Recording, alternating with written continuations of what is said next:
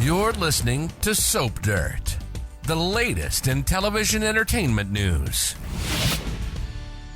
Hey there, General Hospital fans. It's Belinda from Soap Dirt, and I've got your GH Comings and Goings edition for this week and beyond. There are some people you've seen before, somebody new, there's a recast, there's a crossover exiting, and some other things to talk about. So the first thing is you've probably noticed Nanny Betty Rutherford. This is the lunatic nanny that Mathison has forced Ava to take into her house. She's played by Lentini. I hope I'm saying that right. And the deal is Mathison wants a nanny that's on his payroll because she will be taking Avery over to Sonny's house. Of course, Sonny's got Pilar, but now Ava is stuck with this psycho who is threatening her mom, Delia, who is threatening Avery. And Ava is just at a breaking point, and she is going to break this week. In fact, she's bickering with the new nanny, and Sonny walks in and sees it. He knows something is wrong. After the nanny leaves, he presses Ava and he says, "Let me help you with what's going on. Let me help you." And Ava hears him and she trusts him and she believes him and she decides to let him help her. And she unpacks it all, from the Nicholas stuff to the Austin stuff to the Mason stuff and to the naughty nanny stuff. So he's going to help. But for the meantime, the nanny is going to stay and play because Sonny has got to figure everything out before he makes the move. So I expect we're going to see more of Nanny Betty in the next few weeks. Over at Pentonville Prison, we have Prisoner Book in new scenes. He's played by Brad Schmidt. You might remember that back when Spencer was in Pentonville, this guy had come into the library and hassled him. He was upset because Spencer got the cushy library job and he had lost that job. And of course, that was down to family influence and he was threatening him. And then Cyrus beat the crap out of the guy, maybe stabbed him. I'm trying to remember. He did something violent and terrible to the guy. But obviously the guy has recuperated. So I'm wondering if we are going to have scenes with him and Drew, him and Cyrus, or all three, because the week of July 24th, we do have Drew confronting Cyrus. He suspects him of the shooting at the Metro Court.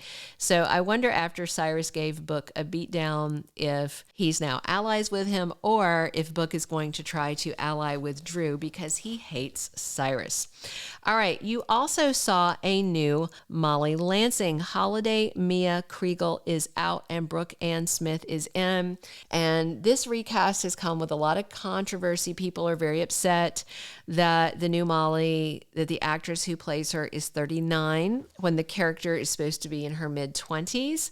And I will say that the actress, I think, looks very young. I think she looks early 30s, late 20s, early 30s. I don't think she looks 39 by any means. All the ladies on the show look great. We just did a thing about the oldest actress on General Hospital. You should go check it out. It's in our GH playlist.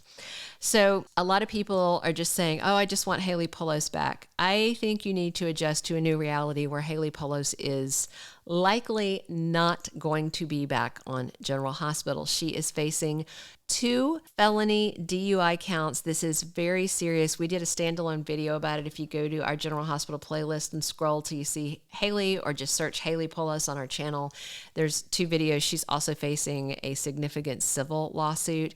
The police report has come back, according to, I think, Entertainment Weekly, a big news outlet got a hold of the toxicology report, and it says she was at 0.15 or higher.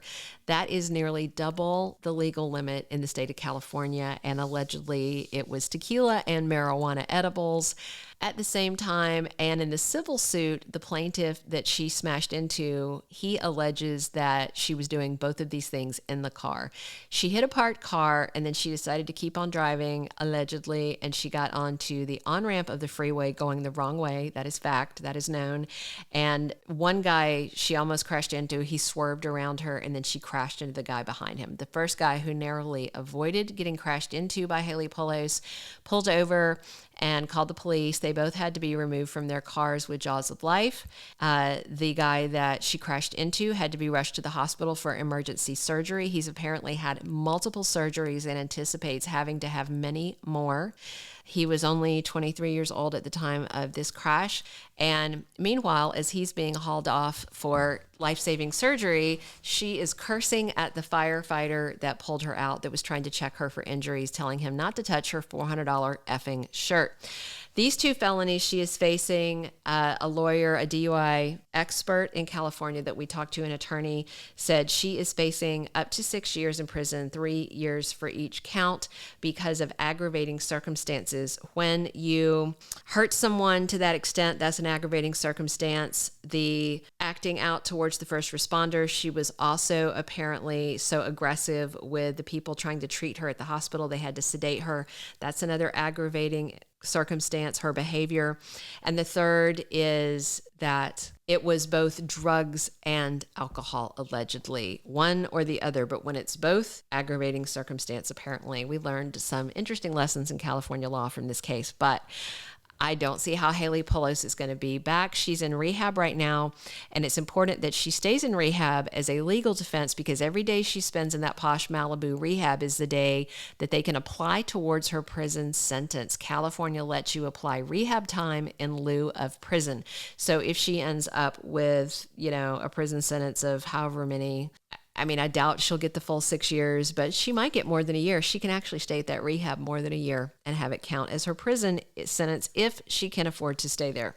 We shall see, but do not expect Haley Poulos back. My theory is that Holiday Kriegel was a fast ASAP recast while they did a casting call for a permanent recast.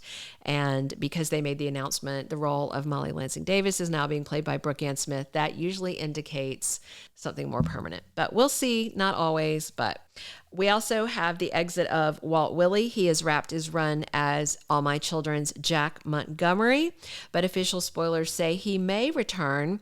We are still waiting to see if the ex-wife whose name was in that file Felicia saw is an AMC character as well, and there'll be another crossover.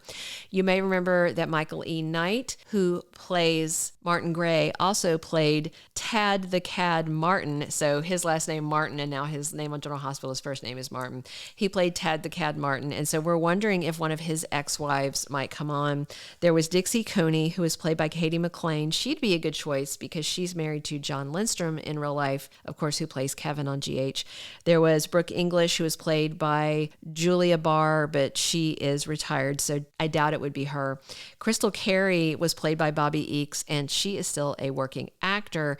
But my personal choice, if we're going to get another AMC crossover for his wife, I would love it to be Erica Kane. Hey, if you've not already, please reach down, click subscribe so you don't miss any of our GH updates. If you hit the bell, you'll get a notification when there's a new video. And if you enjoyed this, we'd love it if you'd click a like. Thank you for being a loyal listener. Follow us wherever you get your podcast, because you don't want to miss the next episode. Soap Dirt is on all the major podcast platforms, including Apple Podcast, Spotify, iHeartRadio, and more.